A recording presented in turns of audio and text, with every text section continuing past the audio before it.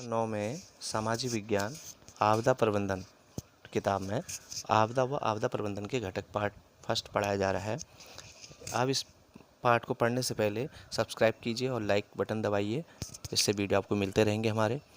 इसमें जोखिम के बारे में बता रहे हैं, लेकिन बच्चों एक चीज़ ध्यान रखिए, जो मैं इसमें आपको करा रहा हूँ आप इनको कॉपी में भी नोट करते जाइए। ये आपके नोट्स हैं, ये देखी भी जाएंगे बात को, और इन्हीं में से क्वेश्चन भी दिए जाएंगे परीक्षा में।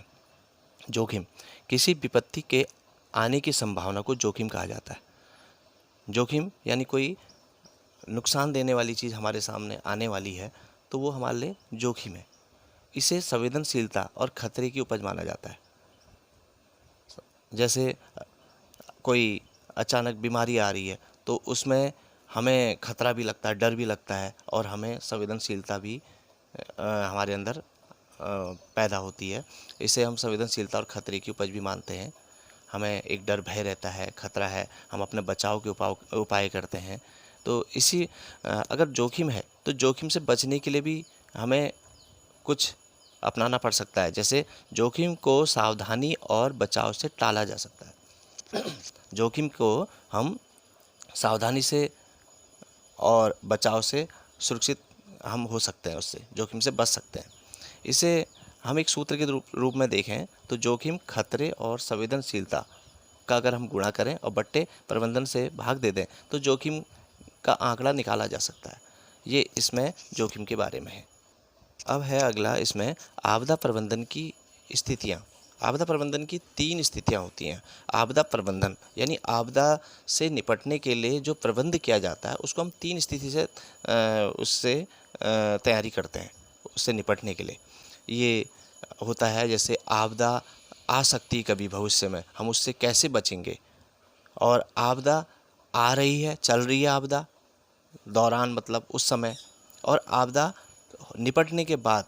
ये 3 स्थितियों में हम इसको समझते हैं। और आपदा प्रबंधन की 3 स्थितियाँ ये होती हैं जिसमें हम बचाव के उपाय निपटाते हैं। एक आपदा से पूर्व, एक आपदा के दौरान और एक आपदा के पश्चात। तो आपदा से पूर्व हम जो निपटते हैं, जैसे आप ये मान लीजिए भूकंप, हम भूकंप के बारे में हम उसको लेते हुए इन तीनों को समझते हैं। आपदा से पूर्व यानी आपदा से पूर्व आप भविष्य में कभी भवन बना रहे हैं, मकान बना रहे हैं, तो आप उसको जो भूकंप से निपट सके ऐसे भवन का निर्माण करेंगे। तो यानी आपदा से आप पूर्व अपने तैयारी करी है, और आपदा के अब भूकंप आ रहा है तो आप भूकंप में कैसे अपने को बचा रहे हैं, और भूकंप निपट चुका है, हो गया है और क्षति पहुंचा गया है। अब उसके बाद हम कैसे उस विपत्ति के नुकसान से बचें, कैसे हम उससे नुकसान की भरपाई करें, कैसे लोगों को आगे बढ़ाएं, कैसे विकास कार्य के आगे बढ़ाएं, ये चीज़ें इसके अंतर्गत आती हैं। तो आपदा के से पूर्व में इसमें 3 चीज़ें हैं। पूर्ण तैयारी होनी चाहिए हमारी, लोगों को जागरूक होना चाहिए, और आपदा न्यूनीकरण होना चाहिए। न्यूनीकरण मतलब किसी भयानक आपदा का हम कम से कम असर हो, हम उससे बचने की कोशिश अधिक से अधिक करें। ये इसके अंतर्गत आता है न्यूनीकरण का, आप समझ गए होंगे।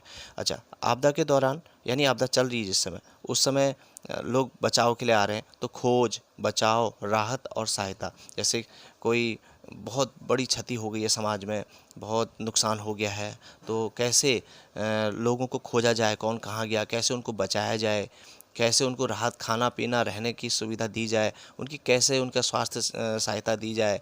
तो ये सब इसके अंतर्गत आता है।